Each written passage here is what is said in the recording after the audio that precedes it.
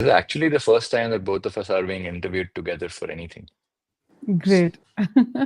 So, Yeah. welcome here and welcome to the virtual segment of the Tasveer Film Festival. This is the world's only Oscar qualifying South Asian film festival. My name is Ekta Kapoor and I'm a journalist based in New Delhi. I'm very honored to be invited by Tasveer to host this Q&A with feminist activist Zakia Soman and her filmmaker son Arastu Zakia. Arastu has recently released a short film titled Riha, which was inspired by his mother's life and activism. This film is being screened at the Tasveer Film Festival this year. A little about Tasveer before we move on. Tasveer is dedicated to promoting diversity, inclusion, and representation in the arts through film and storytelling. It was founded by Rita Meher and Farah Noshin soon after 9/11, and it has been a pioneer in showcasing diverse and thought provoking South Asian stories. This film festival, which is based in Seattle, provides a platform for South Asian filmmakers to share their work with a global audience and fosters connections between filmmakers, industry professionals, and film enthusiasts. Beyond the film festival, Tasveer also organizes various events and workshops throughout the year. This includes panel discussions, masterclasses, and community screenings. These initiatives aim to educate and inspire audiences about South Asian culture and cinema. I'm very happy that my e-magazine Ishi is partnering with Tasveer for this particular session. Ishi is a platform that amplifies women's voices and stories of our shared humanity. So thank you, Zakia and Arastu, for being here today. I'll start my questions with Zakia. Arastu's film Riha depicts the story of a Muslim activist who is trying to help another Muslim woman whose husband has given her triple talaq and has thrown her out of the home. So, was this an actual episode in your life that led to your legal battle for the abolishment of triple talaq in India? So, tell us the backstory about this episode from the film. Yeah, so it is my personal story. Everything that you're seeing in Riha is just just a slice out of my life. And I was not an activist to begin with. It's only the when the women started coming with their problems, with their issues, and their quest for freedom and their quest for equality. That hearing all that and meeting all of them and interacting with them, that made me into an activist. So yeah, I owe a lot to all the women who were survivors of the Gujarat riots, as well as the women who have suffered injustice within their family on account of sort of violations of the Muslim personal law, I should say. So I was inspired by the women, by the ordinary women who were against all odds, who were coming from such deprived backgrounds and yet wanted justice for themselves and yet wanted to raise their voices. So it was a very inspiring kind of experience for me. And that kind of shamed me into, wondering about my own pitiful existence into a relationship which was not at all, which lacked love and which was like an abusive relationship. So, kind of seeing these women, it left no excuse for me to persist in that kind of a relationship. So yeah, it's a true story actually. And that, that episode where she wants to just break that child free from, she's like, holding the chains and she's trying to pull that. Yes. I was just trying to think like if that you're saying that inspired your journey as an activist later on.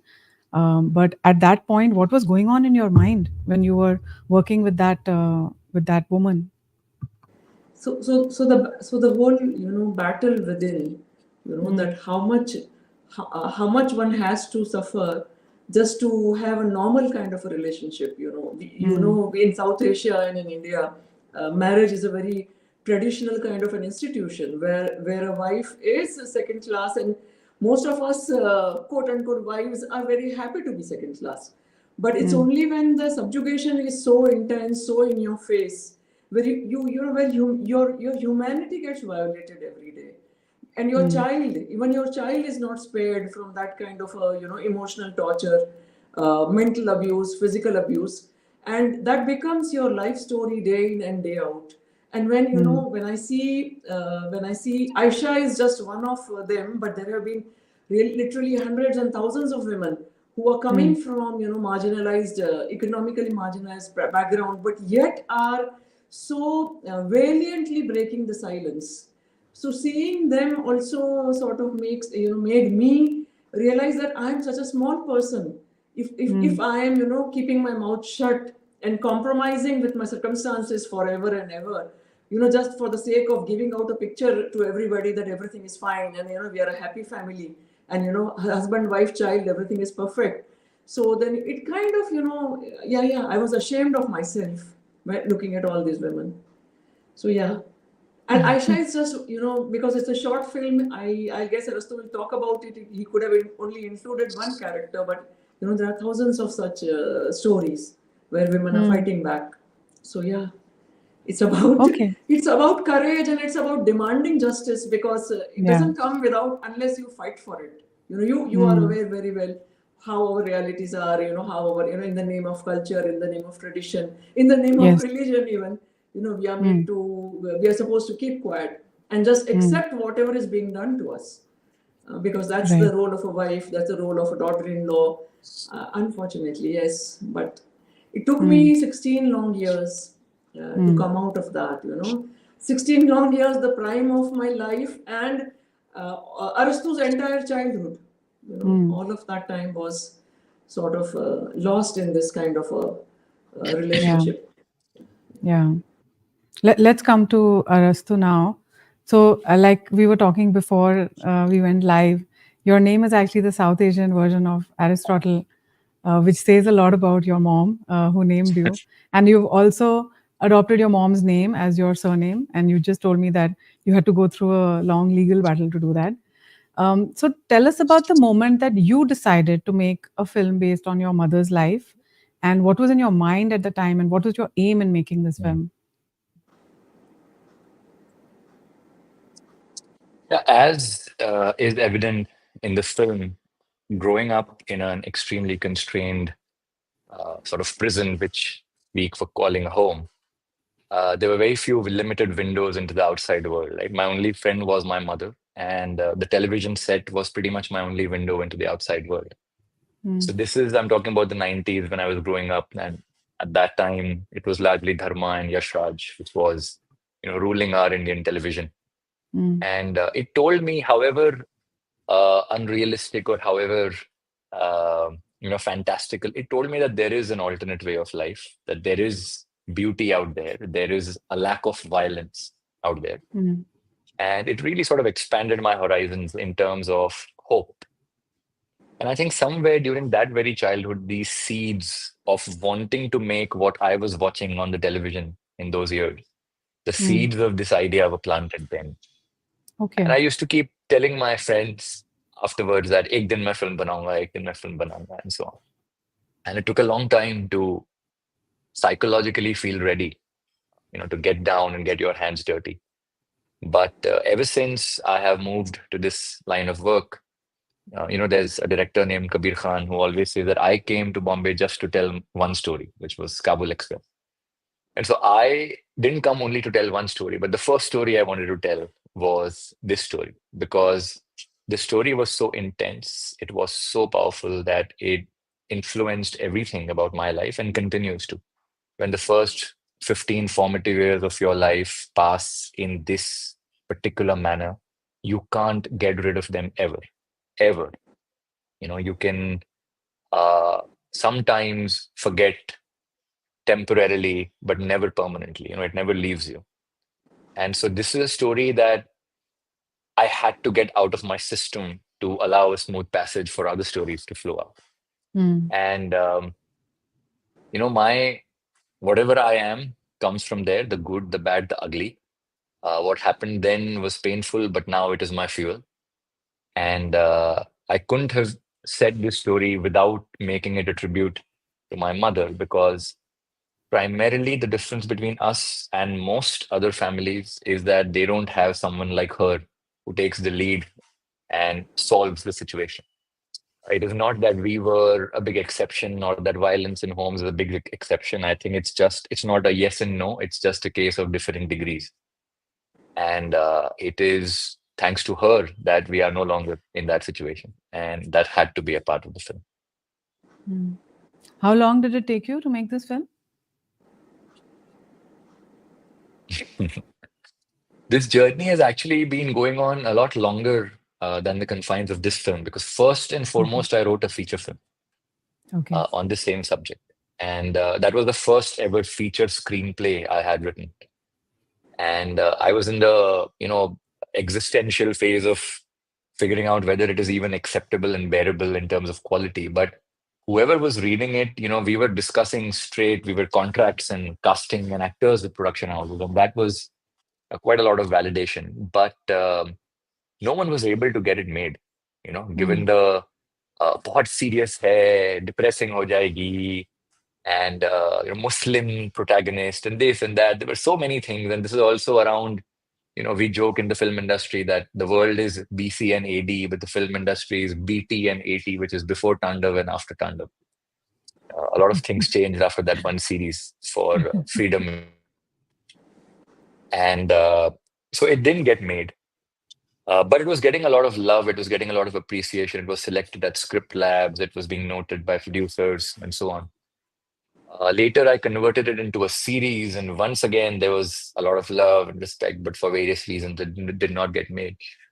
And Mm. so, essentially, Ekta, it was a result of my frustration Mm. at not being able to make this, at the helplessness at receiving so much love. Like, no one said this is a bad film. No one said this is a bad script. Everyone Mm. kept saying this is great, but we can't make it. You Mm. know, and that Mm. frustration. Just one night, I walked out of my home. I was walking, and I called my mother and I said, I'm just feeling so frustrated. If I could do something myself, I'll just do it. And she said, yeah, then do it. Mm. And I said, I mean, it just sort of shook my, horizons. And it was like, wait, Yeah. maybe there's something I can do myself. I mean, it'll have to be a lot smaller and a lot less ambitious. Mm. But why not? Let me put a glimpse of this out in the world. And Mm. hopefully that tells a story in itself. And it also increases the chances of the larger stories being made. And Mm. that is how this came to life. And so, with all of those screenplays put together, I think Riha was in all about a 3-year journey. Wow. So, and now it's showing at the Tasveer Film Festival. So, how does that feel? you know, I feel um, we filmmakers in the film industry can essentially be termed and deemed as mad until platforms like Tasveer give us validation. you Yeah. know, and when this happens, it is so I can't more, truly more than joy, it is relief Mm. that the belief with which you have been functioning for so long Mm. uh, is now finally gaining some acceptance because a Mm. platform like the Speed also believed in it and appreciated it and validated it. And for a Mm. filmmaker, I think no amount of money or success or this or that really substitutes this validation, Mm. this acceptance of the belief that you've had in something that Mm. no rational person should otherwise have. Mm. And that you're not mad. Yeah. Yeah. Okay. So we'll come to a topic that's related to Zakia's work. So Zakia, you've talked about, in one of your talks, I've heard that you talked about custodians of religion colluding with politicians to keep certain patriarchal codes in place. And you also talked about how ordinary Muslim women are standing up courageously. You just talked about it today as well, to fight these powerful forces. So, as someone who's not been in that position, I can't imagine how hard that can be, because on one hand, you're battling gender injustice in your community, but then you're also again up against these patriarchal, legal, political systems on a larger level. So, what does it take to keep this kind of a battle going, and how can the rest of us support you in this? Yeah, so this is a very very important question, and it would require like a very long kind of a interaction to get to the root of it. But yeah, so it's very important to bust so many myths, which have been Mm, generated in the name of religion. mm, Because Islam is a religion of gender justice and gender equality. This mm, fact has not been highlighted by the religious leadership or even social leaders, or even in within our families. So because looking at the condition of women within society, one will easily accept that a woman has to be, at all points of time in her life, she has to be, to begin with, she has to be an obedient daughter, where father and brothers are the greater beings around her, on whom she should fall back. Eventually, marry and fall back on the husband and the in-laws, and later on in her life on her sons. So this is the kind of myth which has been generated around, and it's not about only about Muslims. We are a patriarchal society. We are a misogynist society, irrespective of our faith backgrounds. Yes. But within the Muslim community, the problem is that we don't have reformed and codified Muslim family laws, and as a result of that, there is a legal discrimination of Muslim women. Like for instance, Hindu women or Christian women enjoy certain protections in marriage, in divorce, in property, vis-a-vis custody and guardianship of children. They have certainly they are bound by laws which have been passed by the Parliament of India, duly reformed, codified, and laws which uphold the rights of women. Unfortunately, also because Muslims are the largest minority, and given the fact that at the time of independence there was partition and huge violence, that became kind of a reason, or I don't know, an excuse not to touch the personal laws of the Muslim community. Because the moment there is a talk about reforming personal law, the religious leadership stands up and says that this is interference in our faith. Right. And also the rise of majoritarianism and the Hindutva, that has added to the whole marginalization of the Muslim family. And a Muslim woman is also part of the Muslim family. She is not a standalone entity as such. So it's the problem has been exacerbated in that sense. So by platforming a film like Riha, Tasveer is helping create that awareness, that education, that taking the message further, that Muslim women, like all other women, some of the women are fighting, and they are getting justice, and they are entitled to justice within the Quranic framework and within the Islamic framework, as well as citizens of India. All Indian citizens are entitled to equality and justice, including legal justice in family matters. So Tasveer is a platform which will, which is widening the reach of the film. Many more people will get to know about the film, will get to see the film. So you are already helping Ekta in that way. But yeah, it's an ongoing kind of effort which is required. At multiple levels, at the level of civil society, at the level of feminist activists, at the level of those who are in decision making, artists, journalists. So yeah, so it has to be a campaign of that kind. Which You've brought up, yeah, which did take place, I was just saying, at the time of the movement against instant triple talaq. So it was supported by everybody, countrywide. Yeah. You've brought up two points, so I'm going to pick up both of them. The first one, that you said that you want to use the affirmative action for women's rights that has already been outlined in Quran. You want that to be translated into law in India. But what is your purpose behind this particular strategy? And I'm asking this because I personally think falling back on any religion for women's rights is counterproductive. So why would you ask for that versus asking for a secular law for protecting all women of all religions? Yeah. So a secular law would be ideal, but we are far from that, right? There is a talk about uniform civil code, but that is hugely politicized. Yes. And so much so that when it was originally conceived, it was all about gender justice and gender equality. But in today's day and age, it's only about politics. And we need to keep in mind that the ordinary person, the ordinary woman, is also a believer, and she believes that my Allah has created me as equal to man, and my Allah will does not discriminate with me. This is her faith. And our constitution, India's constitution, is unique, where we uphold secularism. Alongside that, we also uphold the right to religious freedom of the Yes. citizens. So she is entitled to justice within religion, and she is also entitled to justice in a secular way, as a citizen. So she should get the benefits from both the sources.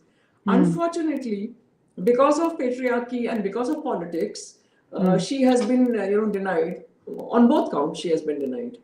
So that's what I mean when I say that there is no codified Muslim family law to support her. So my secularism is respecting the religiosity of an ordinary woman. Okay. And also large sections of Muslim community are very, very poor and are economically, socially, educationally deprived.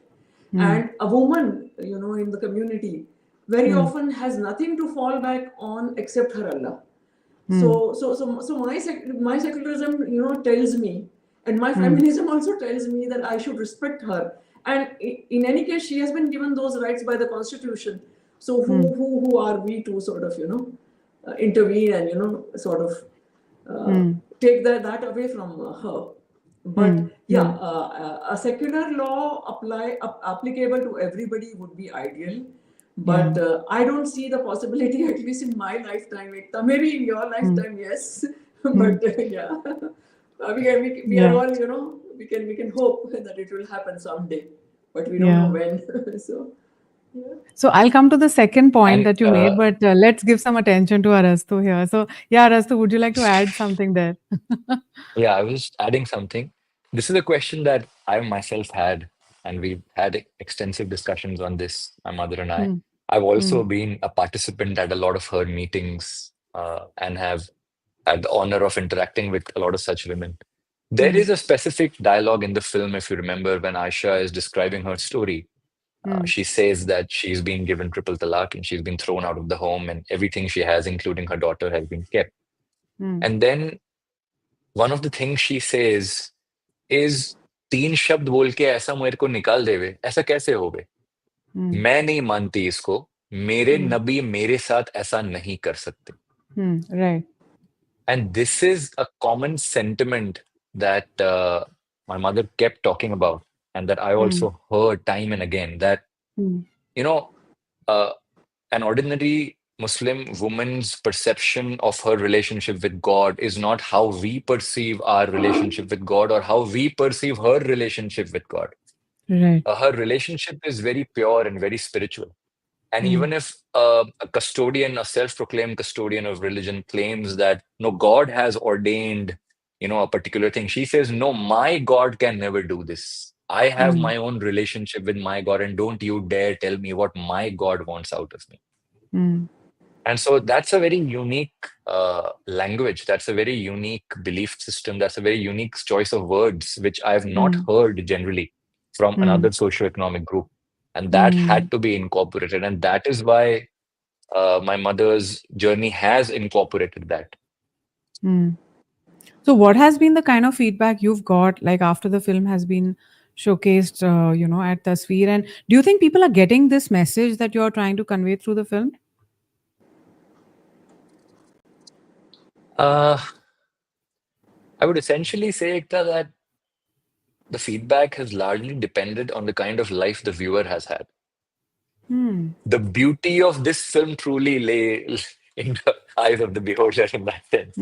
But all the screenings that we've had, I've had at least 5 to 6 people, largely women, after every screening, come to me in some form, whether right there, later on email or text or social media, crying, saying they had chills, saying how it reminded them of their lives, of their children, or children saying how it reminded them of their mothers. And their reactions have been extra special. And I think that is what I was going for. I was not looking to make this film to send a message or, to win awards or only to advance my career or this or that. No, it was, if it could emotionally resonate with a woman or a child who has been in that situation, ideally, if it could provoke a woman or a child who's currently in that situation, then that would be the greatest victory for this film. And those are the kinds of reactions I have received.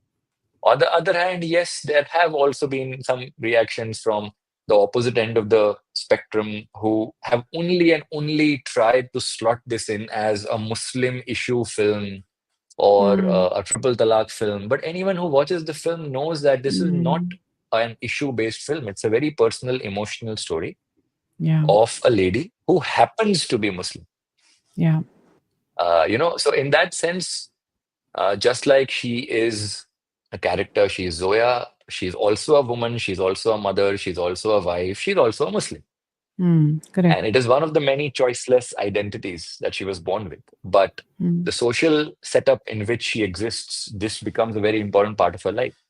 mm, And it's about how you perceive this, whether this comes first or that. But to me, it is the personal, emotional journey of this character that comes first, and then the other identities. And I mm, think that has been pretty much reflected. So no viewer has come to me ever and said ke, oh, ye acha laga ye message sun ke, ya ye Muslim issue ke bare mein mujhe pata nahi tha. No. The people who mm, come to me have been provoked at an emotional, universal level, yeah, regardless of religion yeah. or regardless of any identity. And that I think is what I wanted to do with this film. Mm. Yeah, in fact, when I saw it, if I didn't even think of any Muslim angle to it for a long Yeah, time until, we reached a certain point in the film. Till then, it was just, yeah, for me, it was a story. Like, there was this very palpable sense of domestic violence. And there was yeah, this underlying sense of threat, which was there, even though there was no violence shown explicitly. yeah, yeah. Um, so I was interested in knowing your thought process as a filmmaker and also as a son, who obviously deeply loves and respects his mother. So how did you balance between the creative and the personal? Mm. Uh, I think first and foremost, and I will credit her for this, she never burdened me with having to balance anything. You know, whether it has been this film or any previous attempt I've made at expressing this part of our lives, Mm, I've had doubt and I've had questions, and she's always told me that don't worry, say what you want. You don't have to ask me. You don't even have to think for yourself. Say what you want and say what you feel. And mm, just that starting point of not feeling that burden uh, was where I began. mm, And once you don't have that, then, just my preference as a filmmaker is to not tell a black and white story. It's to not tell ye hero hai and everything the hero does is fine and this is a villain and everything the villain does is wrong. No, it was, in fact, one of the most interesting parts of telling the story was to put myself in the place of the perpetrator and imagine why the things that were done would have been done and, try and humanize that character, try and see beyond the black and white of that character. And mm, that I think is a deeply therapeutic, cathartic, tumultuous process uh, mm, that one has to go through, regardless of whether they are filmmakers or not. mm, Yes, in terms of things like, for example, you just mentioned the depiction of violence and so on. Of course, there was an angle of still protecting uh, the mother's character and protecting the child's character. But even otherwise, people who've been in that situation can vouch that it is not so much just about those specific incidents of violence that occur. Those are the things which attract people's attention when you say those stories. But for mm. people who are actually in those situations, it is the remaining 364 days when you dread that that one day can be repeated at any Yeah, moment, at any time. And yeah, it is that sense of mental dread mm, which hurts you a lot more than that one incident of violence. yeah, correct. And it's so interesting, I have friends who've not been through domestic violence situation. They're like, ah, yaar, aisa na marks kharab aaye the, us din papa ne bahut mara. And the way they talk about that one day when they were hit, by their fathers, uh, versus how I would remember such an incident is complete opposite ends of the spectrum. Because that day of violence for them was not backed by the 364 days of dread, you know. So my preference as a filmmaker is not to voyeuristically juice that violence, but it is to make my viewer feel a victim's experience of domestic violence, Mm, which is to feel the dread without seeing what is happening, to feel the tension of what can happen, mm, instead of just cringing at seeing something happen.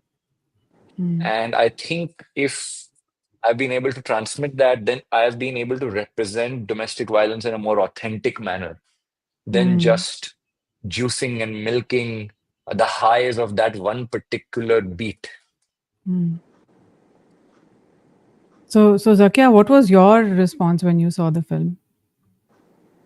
I was I was very emotional. So cried when it was, sort of.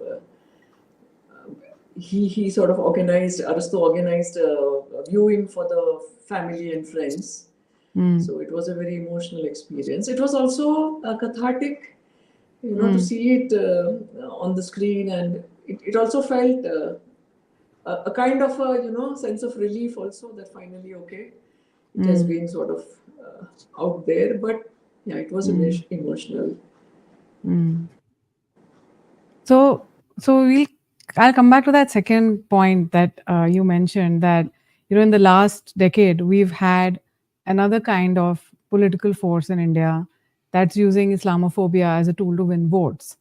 And so here is another layer of challenge for Muslim women, right? Because it's a double jeopardy. On one hand, you're fighting for gender justice, and now your battle is being used as a political ploy by those who want to propagate hatred against Muslims.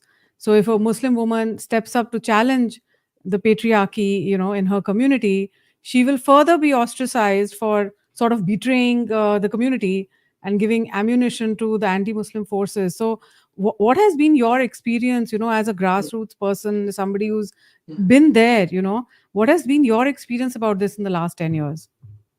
So we were able to build that women's movement against triple talaq. It started sometime in 2010 onwards, really, Okay. in full earnest. And then we went to the Supreme Court only in 2016. But in those, those 6 years, the run up to the Supreme Court petition, we were able to build the movement. Which I don't think today we will be able to build a movement, say, for instance, on polygamy. We will not be able to do that. Because, in the initial years, 14, 15, 16, in the first term, the NDA government supported the abolition of triple talaq in the Supreme Court also. Because the Supreme Court, first thing the Supreme Court did was it sought the union's response. And the law ministry sort of filed an affidavit supporting the abolition. So it was a very welcome development. But as the years went by, and particularly in the second term, with all these discriminatory laws like Citizenship Amendment Act, some of the incidents of lynching, some of the incidents of targeting people because of their religious background, the whole CA and RC agitation, and then kind of open singling out of the community. So that made it impossible, to sort of mobilize the women, because as it is, we were criticized at the time of the triple talaq also, that that you do not need to speak about Muslim women's issue when there's a BJP government in power. But then that time we said that the BJP government has only just now come to power in the last few years, in 14, 15, like that. And there is never a right time for seeking justice and equality, right? So it's only when the momentum is gained that you can go ahead and make that big change, like going to the Supreme Court, for instance. And to their credit, they did support the abolition of triple talaq. But then later on, the way attempts were made to appropriate the whole movement, and to sort of take credit for the abolition of triple talaq. So that credit goes to the ordinary women of India. And it goes to all, credit goes to all the women of India, because even the women who are not Muslim, but those who are in the, those who are in the media, those who are in the judiciary, those who are in, all the academia, they all supported the abolition. That's how it became possible. So, and also the very sad part was that the so-called secular parties, the Congress party, particularly, their position on triple talaq, I don't even know today, it was abolished by the Supreme Court in 2017, but even today we don't know what is the official position of the Congress party. So because the so-called secular parties chose to keep quiet, Because again, like I said, interference in the faith matters of the minorities. They want to stay away from that. So that made it very easy for the BJP and the Sangh Parivar to appropriate the whole credit. Right. So, but Right. all in all, the kind of marginalization, the kind of onslaught on the Muslim community, the way it has increased, all the bulldozer actions, all Yes. the, against the hijab, against the namaz, against the azan, against the mosques. So today I cannot, I cannot envisage, I cannot imagine, any movement of Muslim women. Issues are there, issues are still pending. For instance, polygamy is a major pending issue. And our petition against polygamy is already lying in the Supreme Court. Okay. But that said, I don't think it's possible to build a movement of women against it today because of the kind of onslaught which is being faced by the community, and the kind of impunity which is being enjoyed by people who are giving open calls for genocide of Muslims. Yes. Go to Pakistan has now become old. It's no more Yeah. go to Pakistan. It's about just annihilate them. And Yes. what is happening in Gaza, the way the Hindutva supporters are celebrating that and supporting, going out of their way to support Israel. Just because they have this very convoluted understanding of Islam and Muslim, and they will just blindly support it. So they are taking this kind of a very myopic kind of a view against humanity and against the tradition of our country, which is very, very pro people traditions, very democratic traditions which uphold that kind of pluralism and space for everybody. So that is the kind of vitiated polity, unfortunately, that exists today. So that the price is being paid by everybody, including the Muslim women. So so I today think it's not for possible. I don't have faith in the religious, so-called custodians of religion to give women gender justice. I think I'm slowly losing my faith even in Yes. our political leadership to ensure, Yes. gender justice. So, Yes. yeah. Yes. Unless something drastic happens and we, I don't know from where those political leaders will come who will be progressive and who will support women's equality. Because we are half of India, no? We are half the population. And women are very, very enthusiastic voters.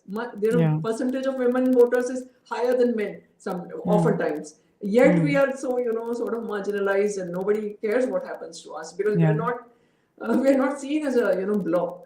And we are divided into so many further segments. So it's unfortunate. So on the one hand, we have the clergy, which is outright hopeless, which is steeped in misogyny, patriarchy, conservatism, medieval kind of mindsets.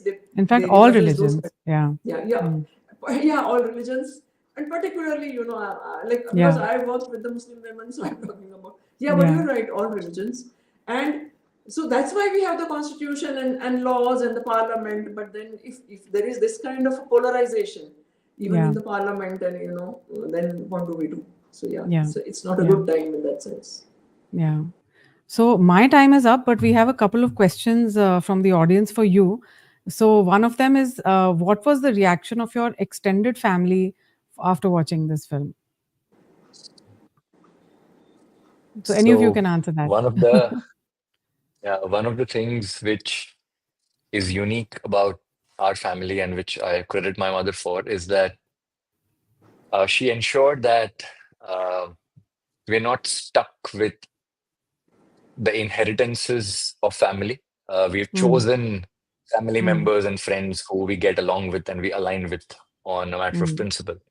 And when it comes to family members watching such a story, I think more communication is done in silences than words. And those silences speak a lot louder than words. And so that was one half of the family, the family that I was born with, and then the family that later I found in life, and I am married, and my in-laws and all. That is, I think the film gave them a more first-hand experience of the stories that I'd been telling until that day. And that's the power of cinema. I mean, it can it can bring you as close as possible to experiencing something that someone else has. And just universal love, as I said in the past, less accusation of being mad, more acceptance of the belief. that has been there. Mm. Mm. Yeah. And there's one more question from the audience. Any future projects? Huh. So, like I said, I had written a feature film on this story first, and it went to a script lab. And Mm. from there, I got a very exciting commissioned film that I have written for Rajkumar Rao. Okay. But I can't say more because of Okay. legal agreements there. Okay. Okay. Okay. So let's see what happens with that. Besides that, from this short film itself, there was a person who was interested in producing my next, and so I'm now a few days away from making my next short film. Great. So that is something that is happening. And because of this and certain other developments, the larger feature film on the same subject is again gaining traction. So Great. that Great. remains a dream project, and I really hope something happens there. Okay, great. And I know I'm sure Zakia also has a lot of things going on. You have cases pending and a lot of work ahead as an activist. I guess your work will never stop. Yeah. It's a lifetime. It's a lifetime's work. Till you are Yes. alive, you will sort of be steeped into this. Yes. So I'm happy to to be that. Yeah. Yeah. Yeah. It's so lovely to speak to you, to to hear you speak face to face. I've really enjoyed this conversation. Thank you to both of you, to Arastu and Zakia, for being here. Thank you to Tasveer for giving this platform, and here's to many more empowering, enlightening, thought-provoking films, which tell stories of real people, and the real stories of South Asia that are not captured by the by the mainstream, so-called mainstream production houses of the world. So thanks everybody for being here. It was a great talk, and see you soon. Thank you. Thank Thank you you. so much, Ekta. Thank you.